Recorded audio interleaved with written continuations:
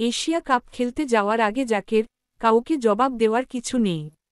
Asia cup খেলতে আজ 2 ধাপে দেশ ছাড়ছেন বাংলাদেশ দলের ক্রিকেটাররা।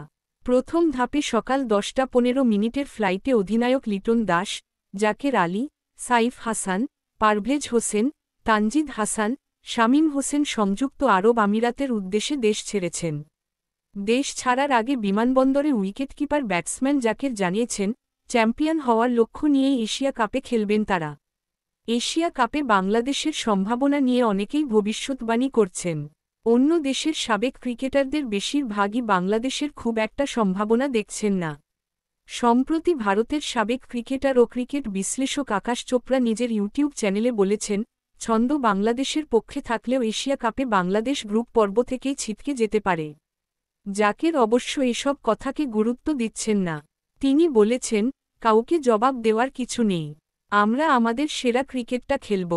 আমরা সবাই বিশ্বাস করি, ও রকম চ্যাম্পিয়ন মাইন্ডসেট নিয়েই যাচ্ছি।